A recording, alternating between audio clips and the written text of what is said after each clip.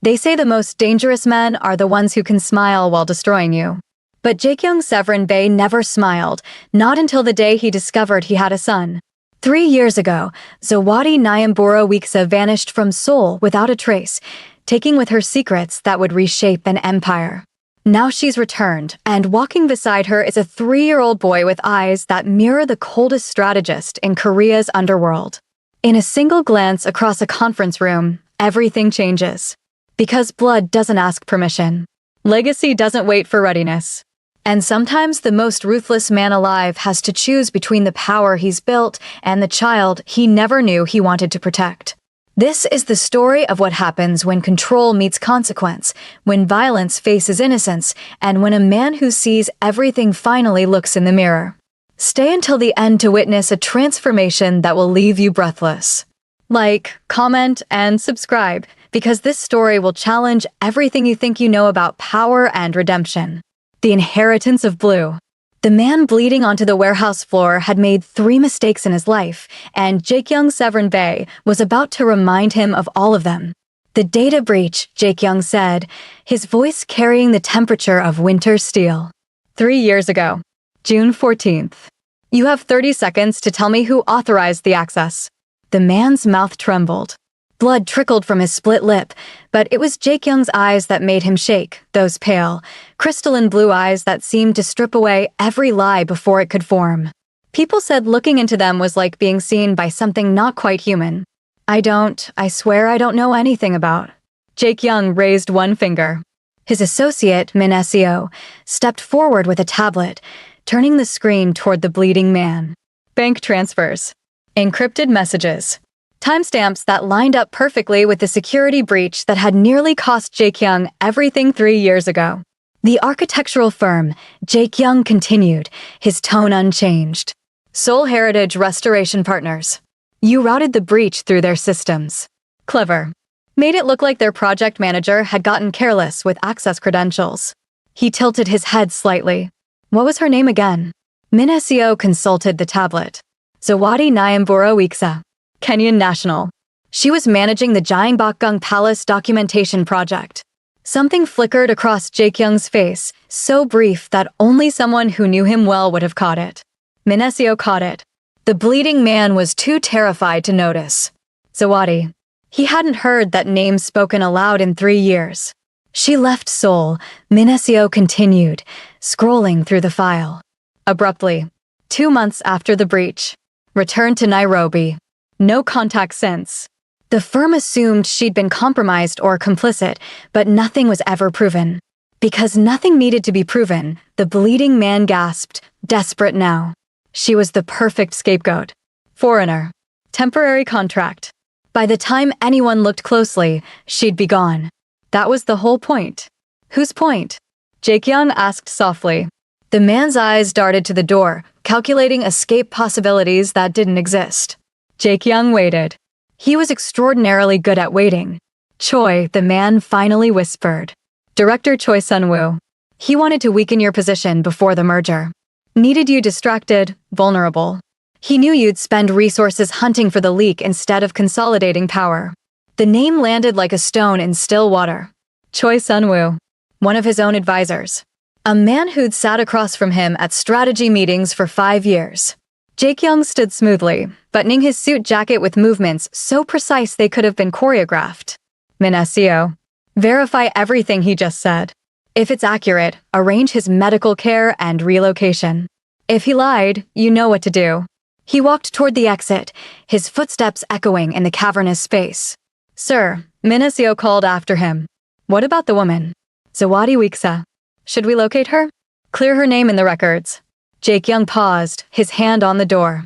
For just a moment, memory surged sharp and unwelcome. 6 months of her presence in his life.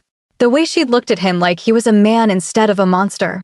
The morning he'd woken up to find her gone, her apartment emptied, her phone disconnected. He'd told himself it confirmed what he'd always known. Everyone leaves eventually.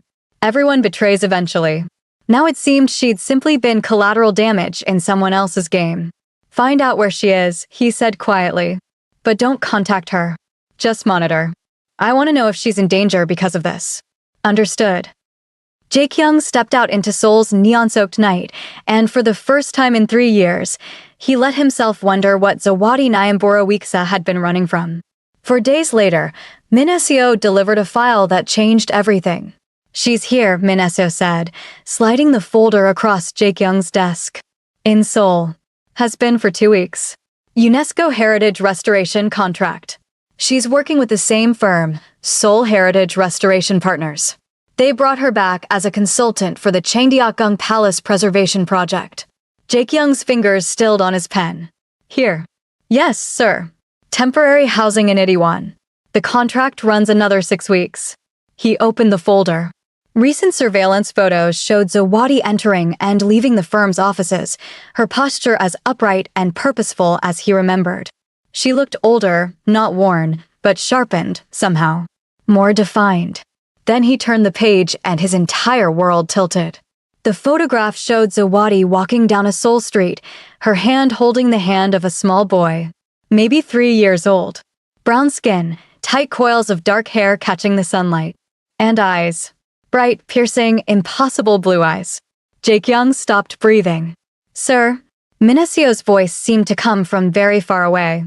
"Sir, I should mention, the child has been with her at the office several times. The firm's receptionist mentioned he's scheduled to return to Nairobi with his grandmother next week, but he's been in Seoul for the past month while Ms. Wiksa establishes her project timeline." Jae-kyung couldn't stop staring at those eyes. They were identical. Not similar. Identical. The same crystalline blue that made people uncomfortable, the same shade that marked him as visibly different from every other Korean man in the country. What's his name? Amari Seojun Bae. 3 years old. Birth certificate lists Zawadi as the mother. Father is listed as unknown. Bae. She'd given him the surname. His surname. Jae-kyung's mind was calculating with the cold precision that had built his empire. 3 years old. Zawadi had left Seoul 3 years and 2 months ago. The timeline aligned perfectly. "Arrange a meeting," he said, his voice completely empty of emotion. "Use the shell corporation we established for the Gangnam development. Request a compliance review with Seoul Heritage Restoration Partners regarding their data security protocols. Make it official. Make it unavoidable. You want to see her. I want to see them both." Min Seo hesitated. "Sir, if you're thinking what I think you're thinking, then get me a DNA sample. Discreetly. I want confirmation before I make any moves. And if it confirms, then we'll discuss what comes next." Jae-kyung closed the folder with controlled precision. "Schedule the meeting for Friday afternoon. Late enough that most staff will be gone. I want minimal witnesses." After Min Seo left, Jae-kyung sat in the darkness of his office, staring at the photograph of a small boy with his eyes. A child who shouldn't exist. A child who, if the timeline and genetics confirmed what he already knew in his bones, meant that Zawadi hadn't betrayed him at all. She'd protected him. The question was, from what? Friday arrived wrapped in gray clouds and the promise of rain.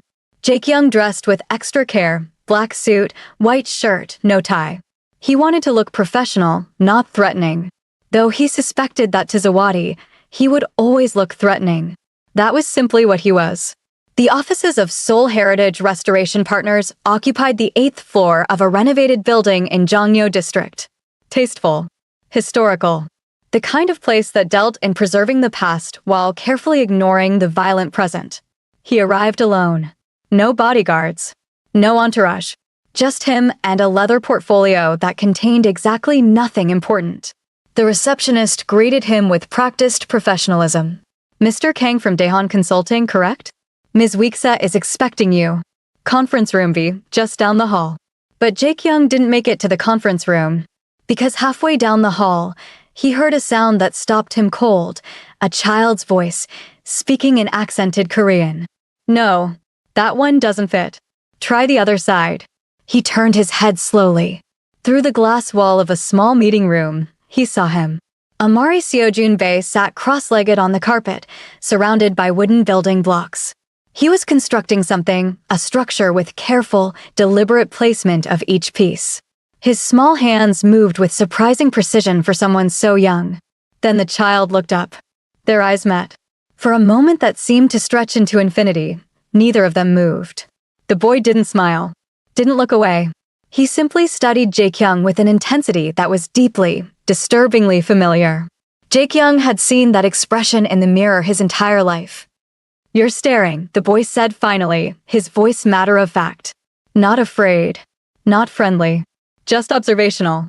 "I apologize," Jae-kyung heard himself say. His voice sounded strange in his own ears, uncertain in a way he hadn't felt in decades.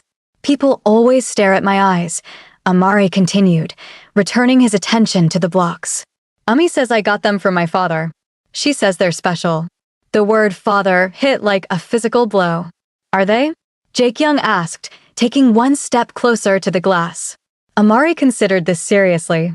"I don't know. They're just eyes. They see things. That's what eyes do." "What do you see?"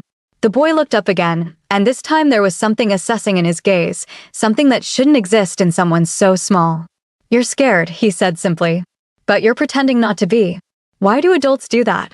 Before Jae-kyung could formulate a response, before he could even process the fact that a 3-year-old had just read him with surgical accuracy, a voice cut through the moment like a blade.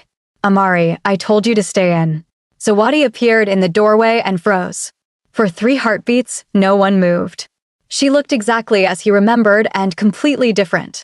Her hair was natural now, coiled and full, framing a face that had lost its softness and gained something harder. Her eyes, dark brown, intelligent, guarded, widened with recognition, and then something that might have been fear or fury or both. "Jae-kyung," she said, and her voice was steady despite everything. "Zawadi." Amari looked between them with open curiosity. "You know him, Ami?" "Yes, baby. I know him." She didn't take her eyes off Jae-kyung. "Mr. Kong, I presume?" "That's not his name," Amari said, frowning. "Why did she call you that?" Out of the mouths of children, Jae-kyung thought distantly. "It's complicated. Adults always say that when they're lying," the boy observed.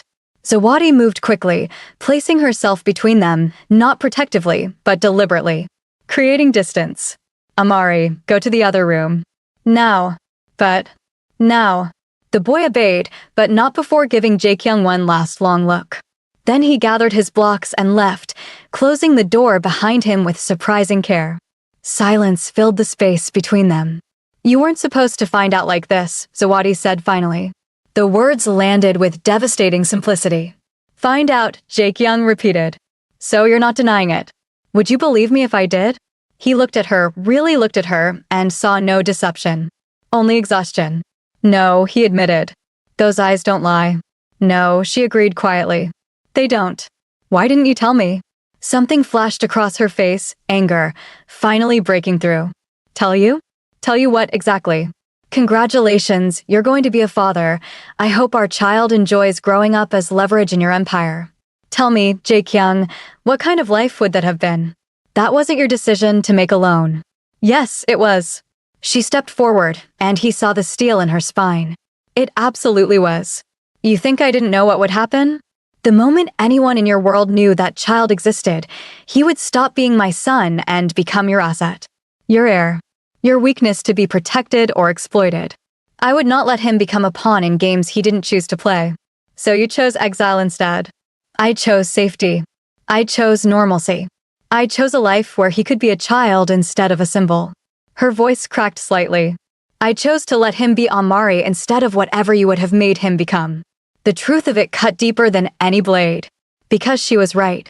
If he'd known 3 years ago that she carried his child, he would have locked down her freedom in the name of protection. He would have surrounded her with guards, isolated her from danger, controlled every aspect of their lives. He would have destroyed her autonomy in order to preserve her safety. "I need to leave," he said abruptly. I can't." Jae-kyung.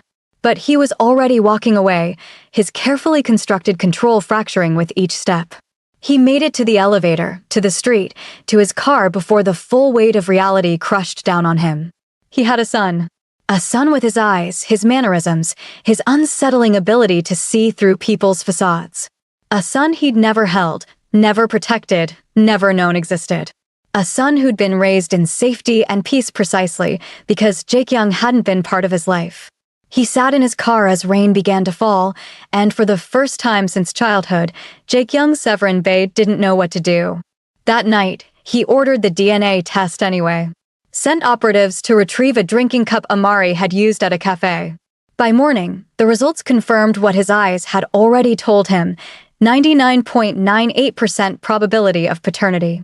The child was his. The question was, what now?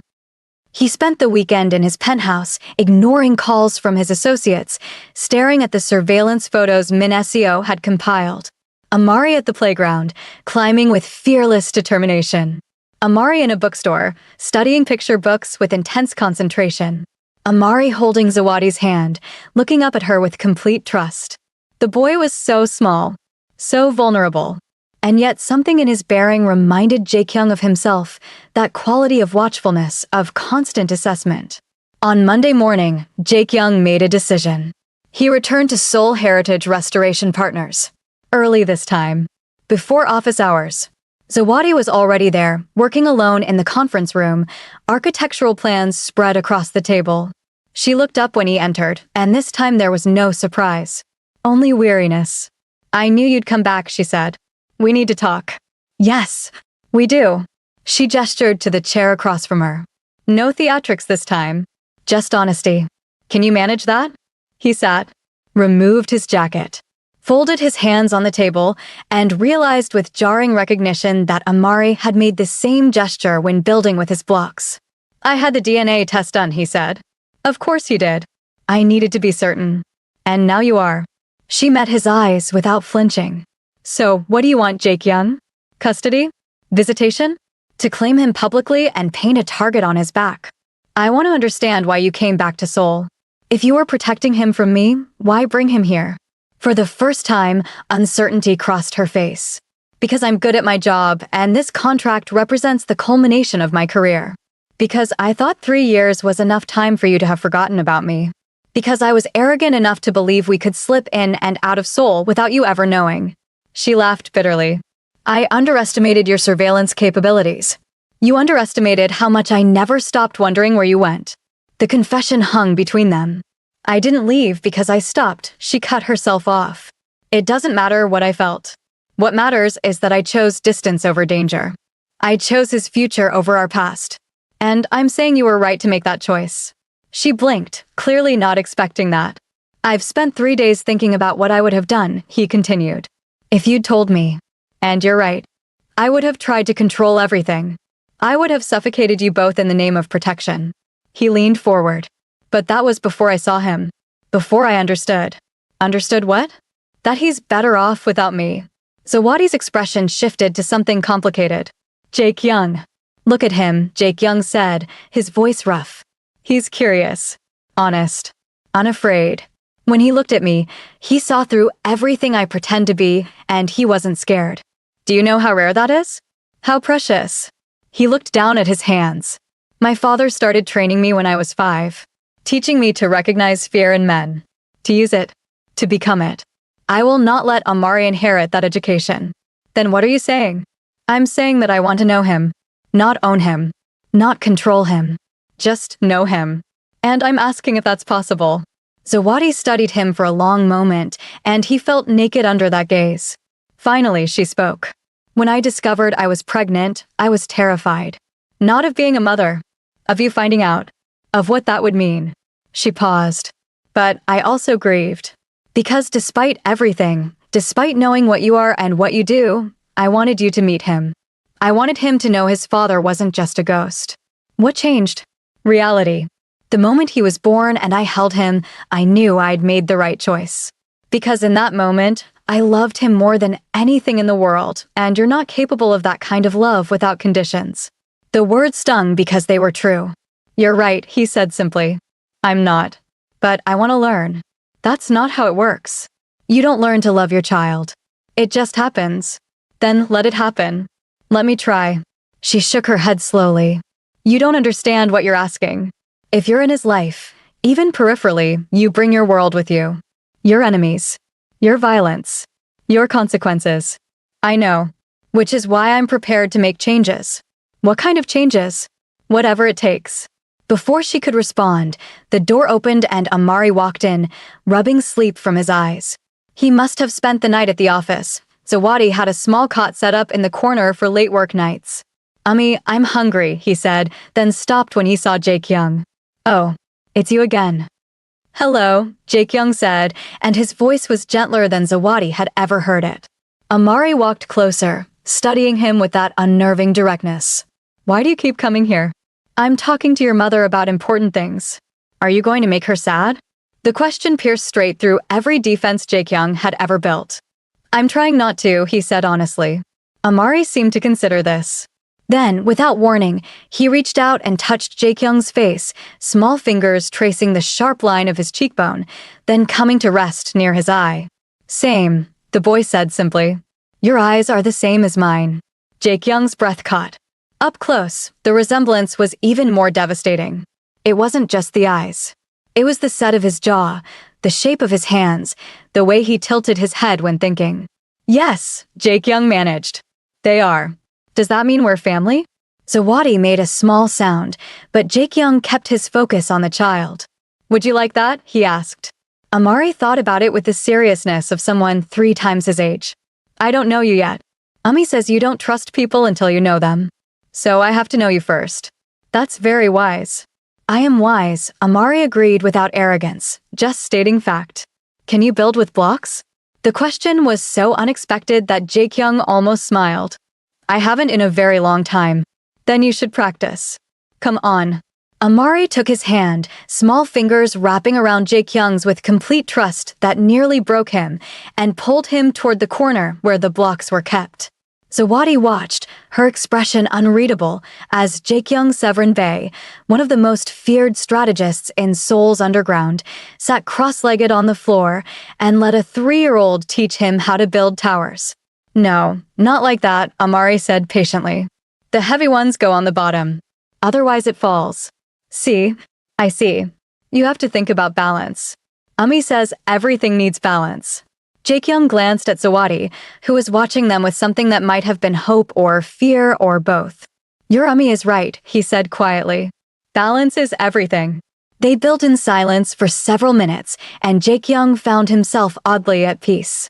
There was something meditative about the simple act of stacking blocks, of creating something instead of destroying it. Then Amari spoke again, his voice soft. Are you my father? The block in Jae-kyung's hand clattered to the floor. Zawadi moved forward quickly. Amari. It's okay, Jae-kyung said, holding up his hand. He looked at the boy, his son, and chose honesty. Yes, I am. Amari nodded slowly, processing this. Ami said my father was far away. That's why he couldn't be with us. That's true. But you're here now. Yes. Are you going to stay? And there it was. The question that mattered most, asked with childish directness that demanded truth. Jae-kyung looked at Zawadi, who stood frozen, waiting for his answer. I don't know, he said finally. That depends on a lot of things. But I want to. I want to try. Amari seemed satisfied with this. Okay, but you have to learn to build better. Your towers fall down too much. Despite everything, Jae-kyung felt his lips curve into something that might have been a smile. Then I'll practice. They spent another hour there, the 3 of them in that quiet room, and for the first time in years, Jae-kyung felt something unfamiliar stirring in his chest. It felt almost like hope. But hope, he was about to learn, could be just as dangerous as fear. Because 2 days later, everything changed. Min Seo burst into Jae-kyung's office without knocking, his face pale. Sir, we have a problem. A significant problem. Jae-kyung looked up from the architectural drawings he'd been studying, plans for Changdeokgung Palace that Zawadi had shared with him. He'd been trying to understand her work, her passion. Trying to understand her. What kind of problem? Someone leaked photographs. Of you with a child. Min Seo pulled up images on his tablet. These were taken 3 days ago. Outside Seoul Heritage Restoration Partners. They're circulating in certain channels. People are asking questions. The photographs showed Jae-kyung and Amari through the conference room glass, the moment they'd first made eye contact. Another showed Amari touching his face. A third captured them sitting together building blocks. And in every single image, their identical eyes were clearly visible. Who? Jake Young asked, his voice dropping to that dangerous quiet that made men confess their sins. We're tracking the source, but preliminary intel suggests it came from Park Dong-min's network. He's been positioning against you since the restructuring last month. This gives him leverage. Jake Young's mind raced. Park Dong-min, a rival who'd been seeking weakness for years. And now he'd found it, not just any weakness, but one with a face and a name and the most distinctive eyes in Seoul. Lockdown protocol, Jake Young ordered. Full surveillance on Zawadi and Amari. No contact from anyone outside my approved list. And find out who took these photographs. I want to know everyone who touched these images. Sir, there's more. Min Seo hesitated. The images were accompanied by speculation about the child's mother. Ms. Weeks' name is being mentioned in certain circles. If Park connects her to the data breach from 3 years ago, he'll frame her as a spy who seduced me for access and produced a child as insurance. Jake Young stood abruptly, fury and fear warring in his chest. That's the narrative he'll build. What do you want to do? Get me Zawadi. Now. I don't care if you have to pull her out of a meeting. We need to move her and Amari immediately. She's not going to like that. I don't care what she likes. Her safety and his survival are all that matter now. 30 minutes later, Zawadi stormed into his office, and he could see the fury radiating off her in waves. You promised, she hissed. You promised changes. You promised to try. And now there are photographs everywhere, Jake Young. Photographs of you with him. People know. I didn't leak them. But they exist because of you. Because you couldn't stay away. She paced like a caged animal. Do you understand what you've done? Amari is visible enough already. Brown skin, Korean name, and those damn eyes. He already stands out everywhere we go. And now you've made him a target. Which is why I'm moving you both to a secure location until... No. She cut him off with savage finality. Absolutely not. Zawadi, this isn't negotiable. Everything is negotiable. You don't get to make decisions about our safety just because your world is dangerous. My world. He stepped closer, and she didn't back away. You're in Seoul. Your son has my eyes and my surname. Whether you like it or not, my world is already yours. Because you brought it to us. The accusation rang between them. We were fine. We were safe. And you couldn't just let it be. You came back here. You brought him into range. I didn't think, she stopped, her hands shaking. I thought I was being careful enough. Careful doesn't exist in my world. There's only controlled or chaotic. And right now, everything is sliding toward chaos. She sank into a chair, all the fight draining out of her. What do you want me to do? Let me protect you. Both of you. Just until I can contain this situation. And if you can't contain it? He didn't answer because they both knew the truth. Some things, once unleashed, couldn't be put back in the box. Where is Amari now? He asked. At the apartment with my colleague. He's supposed to fly back to Nairobi tomorrow with my mother. I was sending him away early because her voice broke. Because I felt something was wrong. Mother's intuition, maybe. Or just paranoia. It wasn't paranoia. It was good instinct. Jake Young pulled out his phone. Min Seo will arrange secure transport to the airport. Private terminal. Your mother and Amari will leave tonight instead of tomorrow. And me? You stay. We need to present a united front.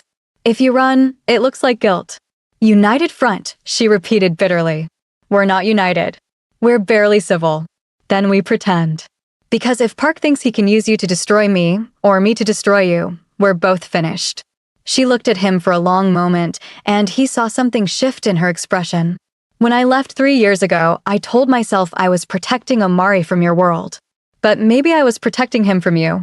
From the man who solves every problem with control and force. And now? Now I'm wondering if I protected him from the wrong thing.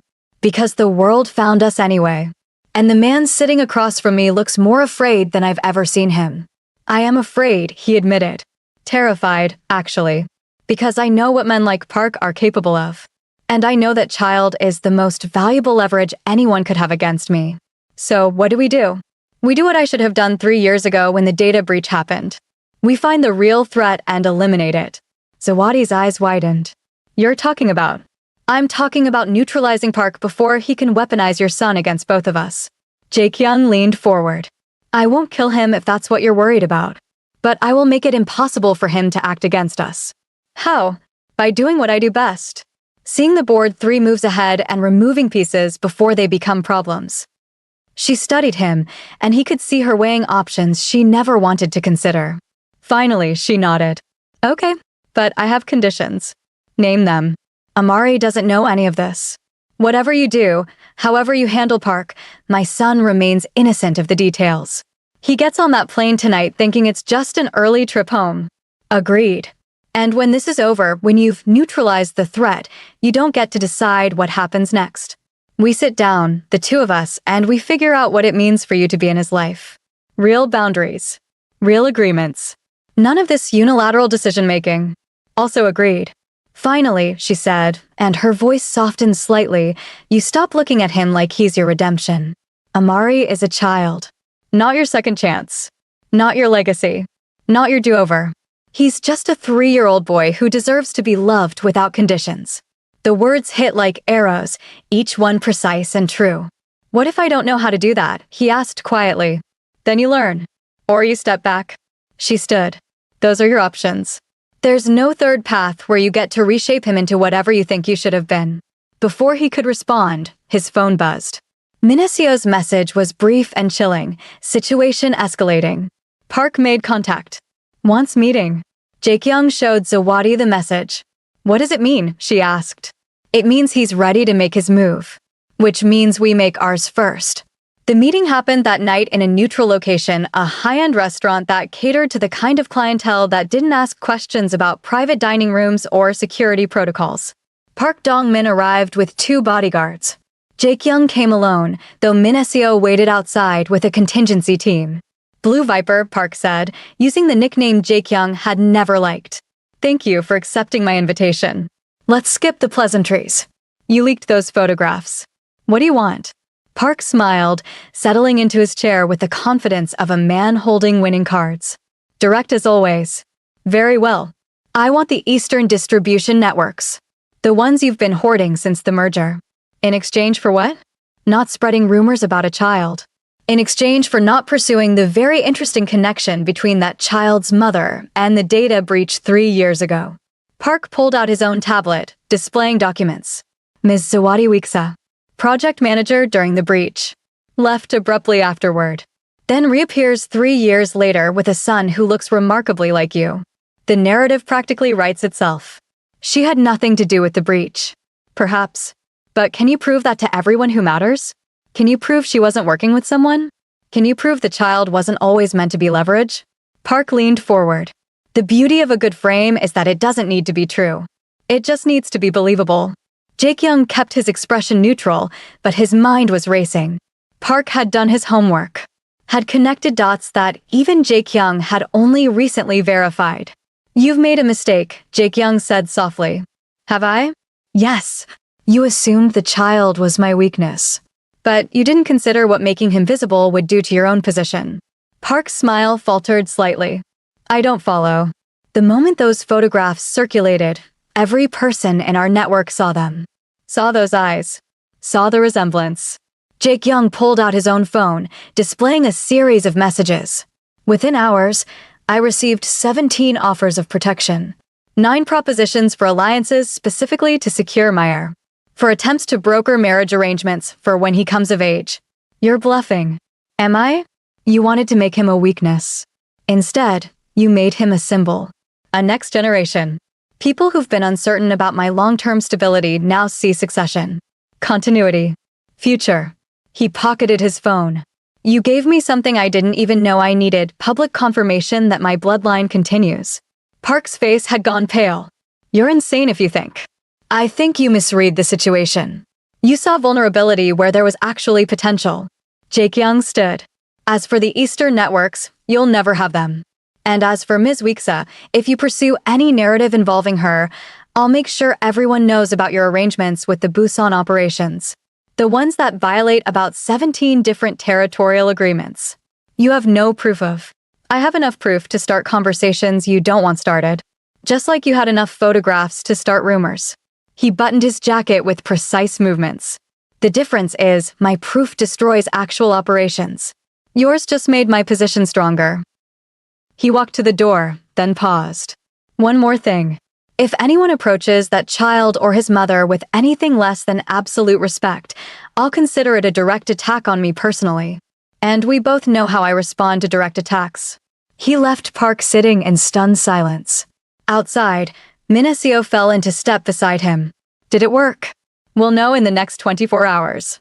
Either he backs down or we move to phase 2.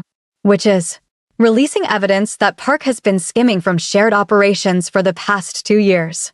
It won't destroy him, but it'll damage his credibility enough that no one will take his accusations seriously. That's playing with fire, sir. Everything I do plays with fire. Jae-kyung climbed into his car. How's the transport situation? The boy and his grandmother are at the private terminal now. Flight leaves in 40 minutes. Ms. Weeksa is with them. Something twisted in Jae-kyung's chest.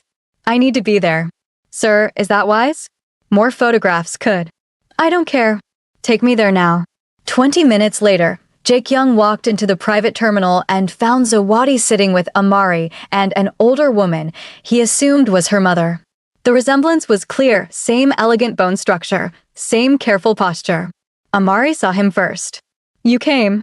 The simple delight in the boy's voice nearly undid him. I wanted to say goodbye, Jae-kyung said, kneeling to the child's level. I heard you're going home. Bibi is taking me back to Nairobi. Ami has to stay for work. Amari looked between them with those two knowing eyes. But she's sad about it. She doesn't want me to go without her. I'm fine, baby, Zawadi said, but her voice was thick. Jae-kyung met her gaze over Amari's head and saw the fear there. She was sending her child away to keep him safe, and it was destroying her. Amari, he said carefully, would you let me give you something before you go? What is it? Jae-kyung removed a thin silver bracelet from his wrist, something he'd worn for years, a gift from his own mother before she'd died. He'd never taken it off. This belonged to someone very important to me. I'd like you to have it. To keep you safe while you're away. Amari held out his small wrist solemnly, and Jae-kyung clasped the bracelet around it. It was far too large, but the boy touched it with reverent fingers. It's pretty, he said. Thank you. You're welcome. Then Amari did something unexpected.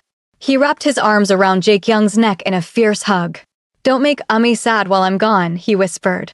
Promise. Jae-kyung's arms came up automatically, holding this small person who somehow carried half his genetic code. I promise to try. Trying is good, Amari said, pulling back. Ami says trying is how we get better at hard things. Your Ami is very wise.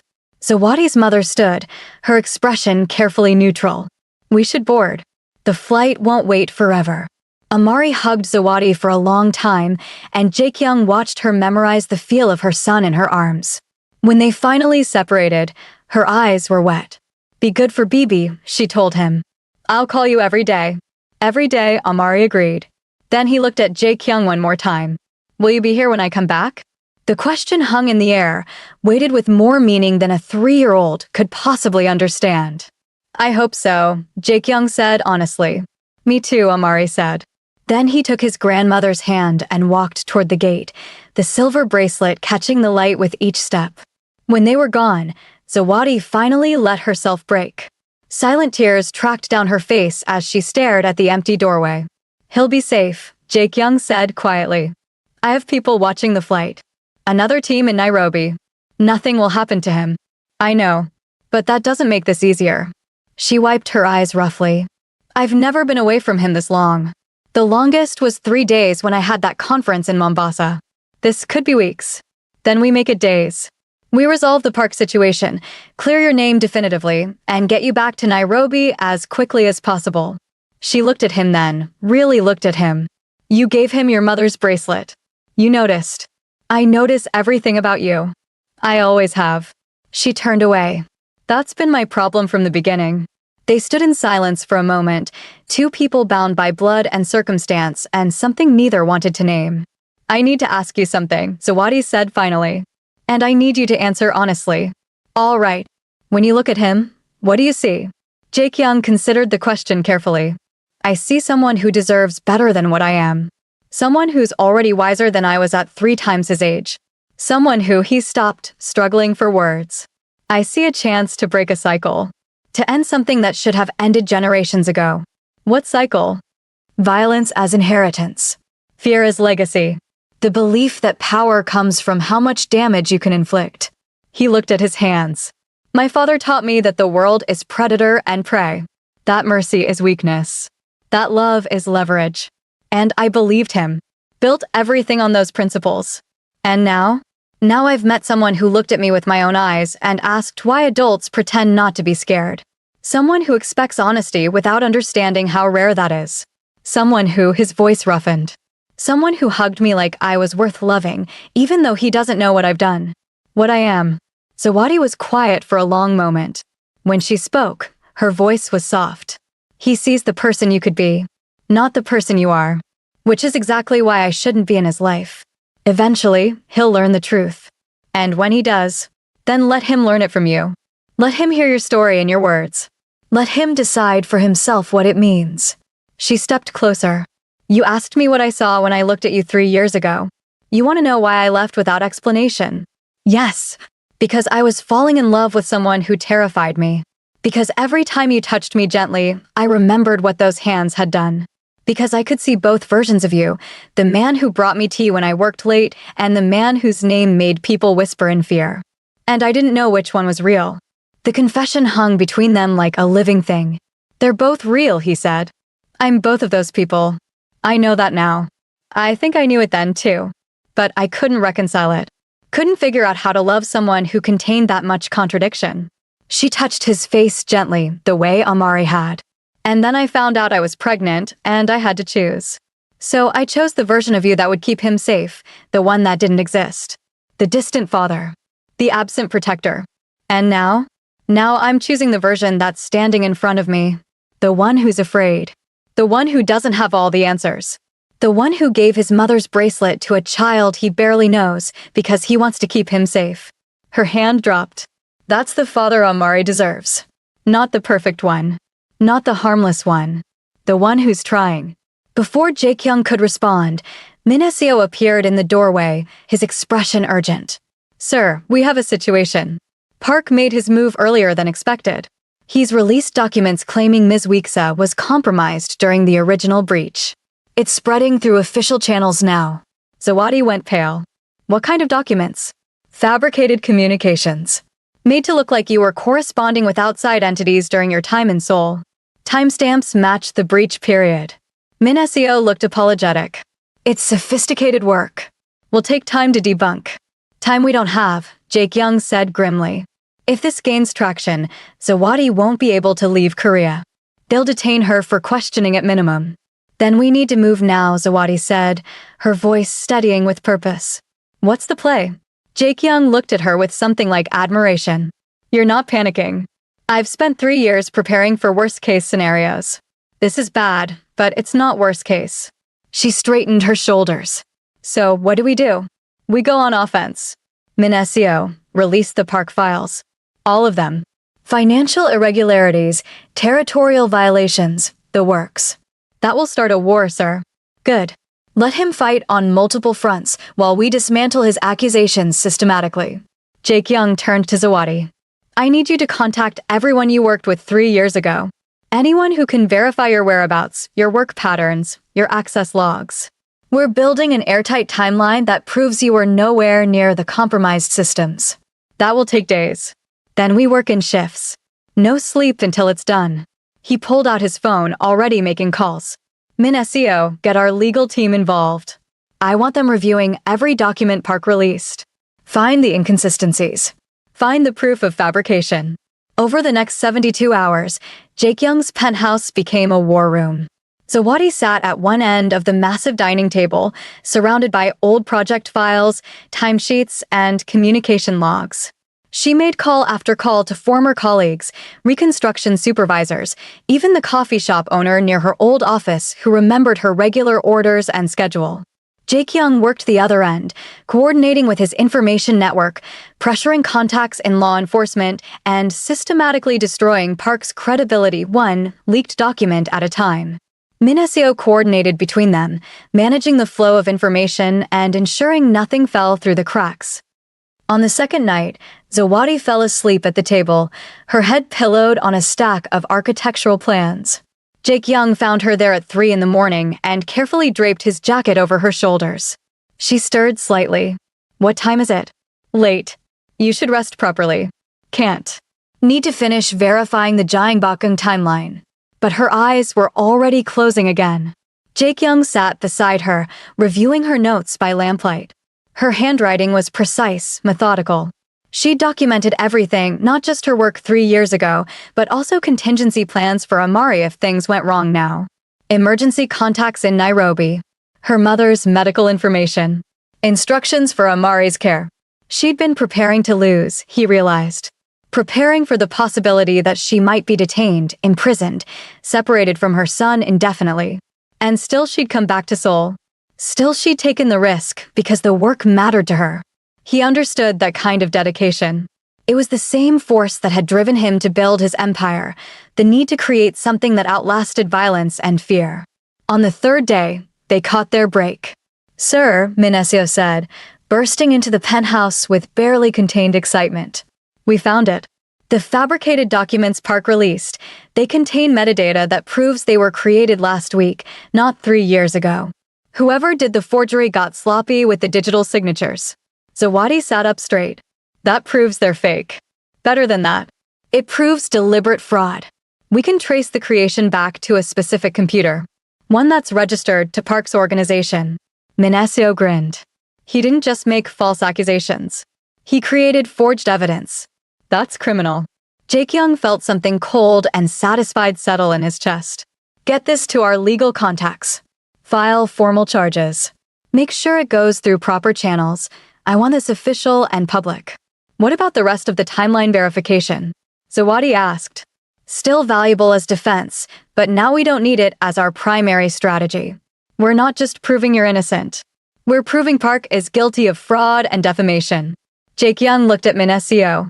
How long until this becomes public knowledge? I can have it in the right hands within the hour. Official charges filed by end of day. Do it. As Minesio left to execute the plan, Zawadi sagged back in her chair. Is it really over? Not quite. There will be fallout.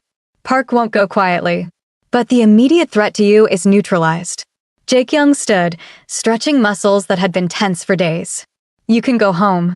Back to Nairobi. Back to Amari. Something complicated crossed her face. And what happens after that? What do you mean? I mean, we've spent 3 days working together. Fighting together. And now it's done, and I'm supposed to just go back to my life. She stood, facing him across the table. What happens to us, Jae-kyung? What happens with Amari? That depends on what you want. I want my son to know his father. Not the legend. Not the strategist. The man who stayed up for 72 hours straight to protect people he barely knows. She moved around the table toward him. The man who gave away his mother's bracelet because it was the only thing he had that meant protection and love. I'm not a good man, Zawadi. I'm not asking for a good man. I'm asking for an honest one. One who shows up.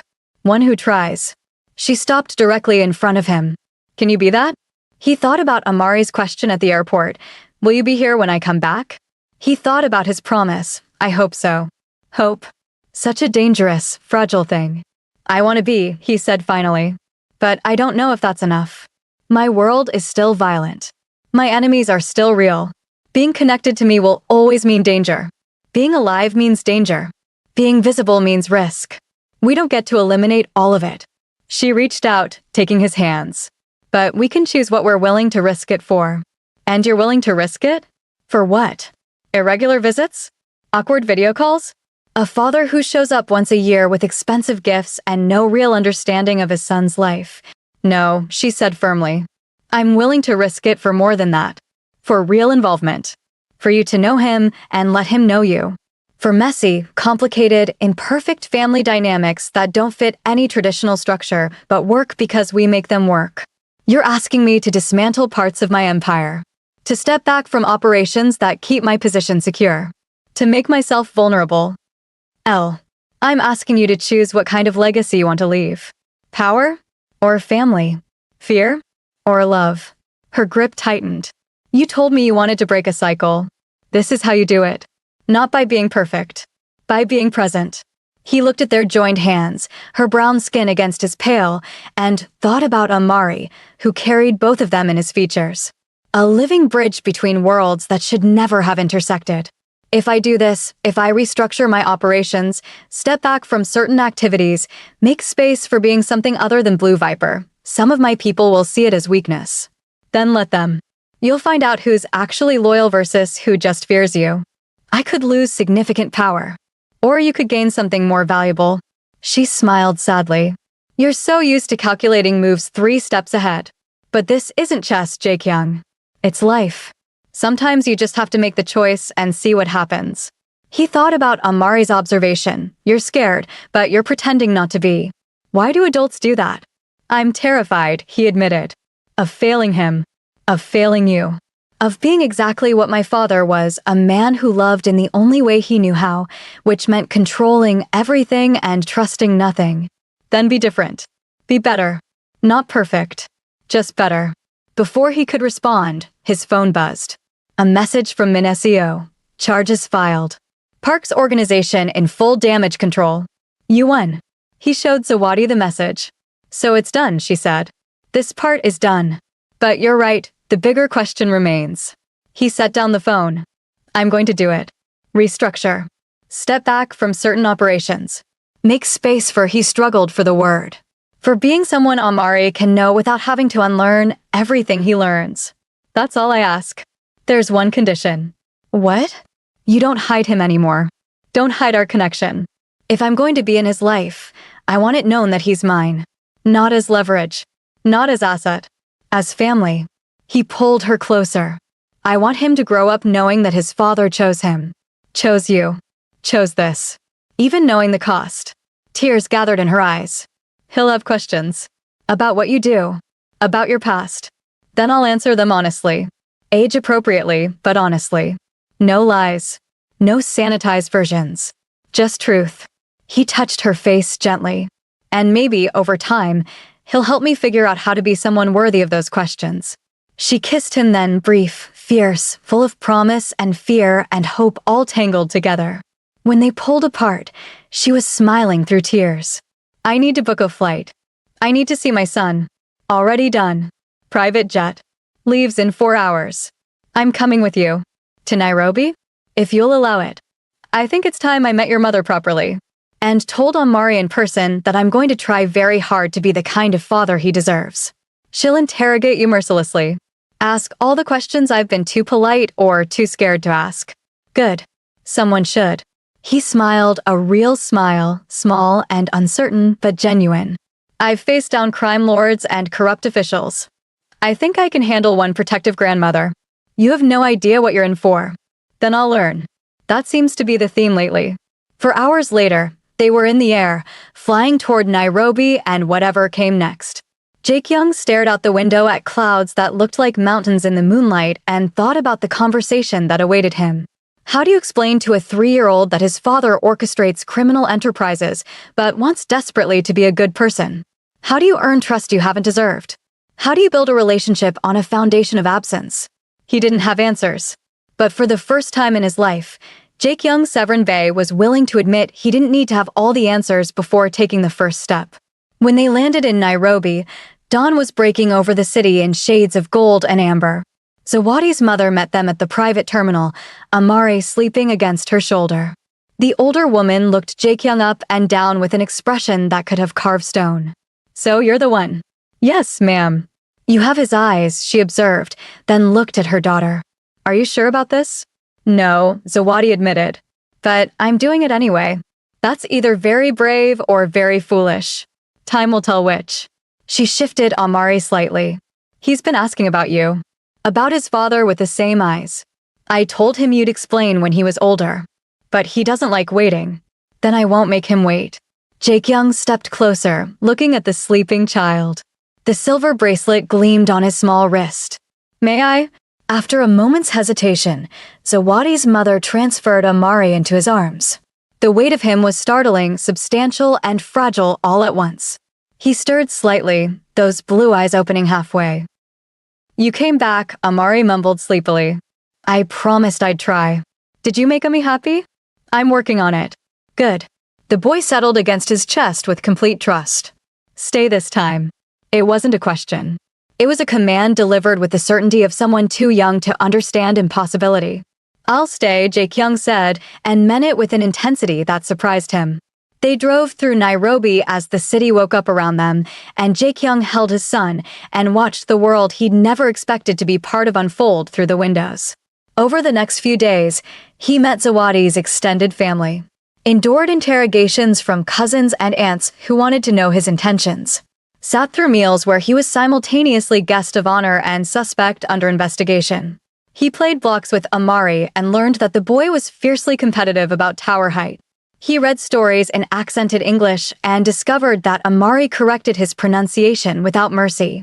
He watched Zawadi with her family and understood that this was what he'd cost her 3 years ago, this warmth, this belonging, this uncomplicated love. One evening, Amari climbed into his lap unprompted. "Are you staying forever?" "Not forever. I have work in Seoul, but I'll come back. As often as I can. Promise?" "I promise."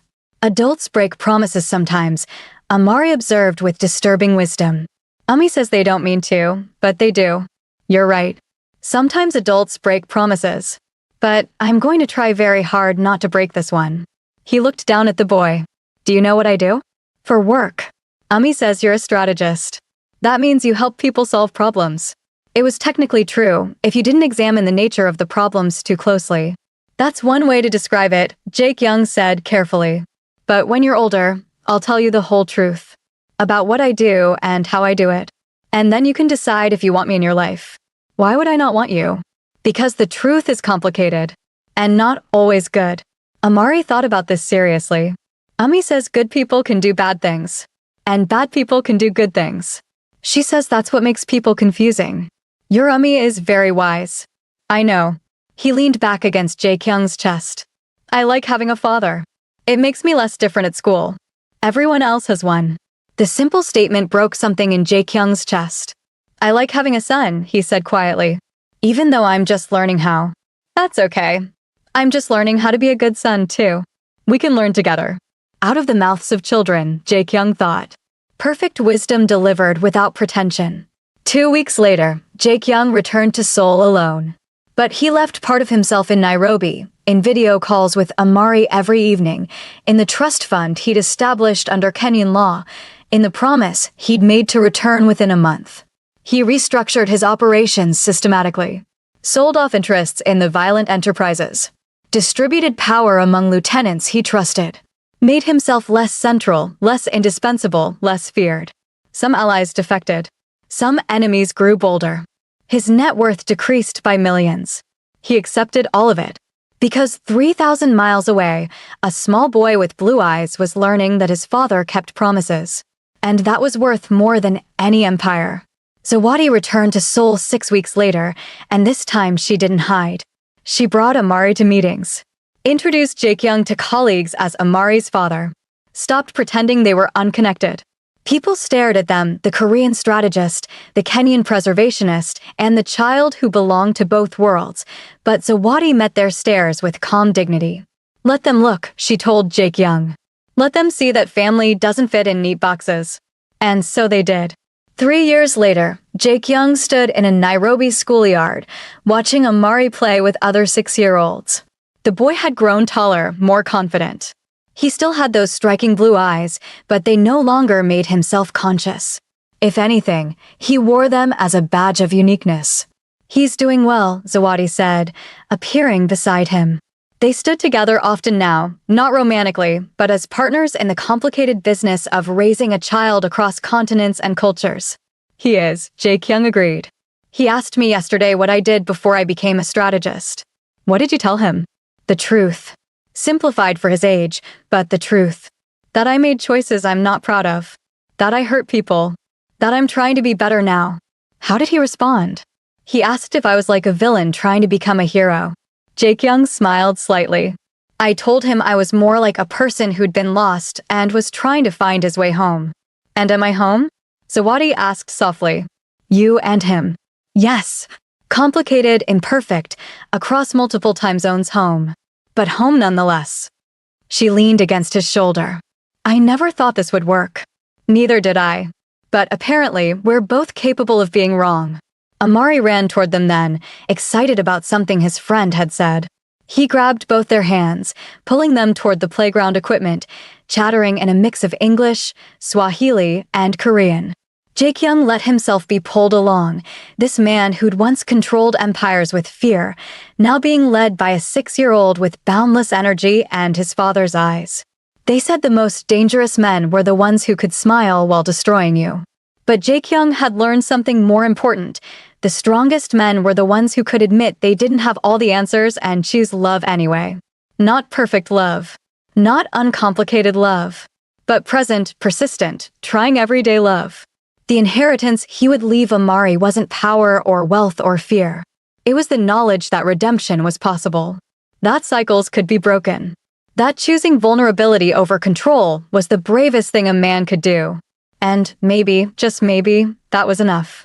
As the sun set over Nairobi, painting the sky in impossible colors, Jaekyung Severin Bey held his son's hand and understood that he'd finally found something worth more than any empire he'd ever built.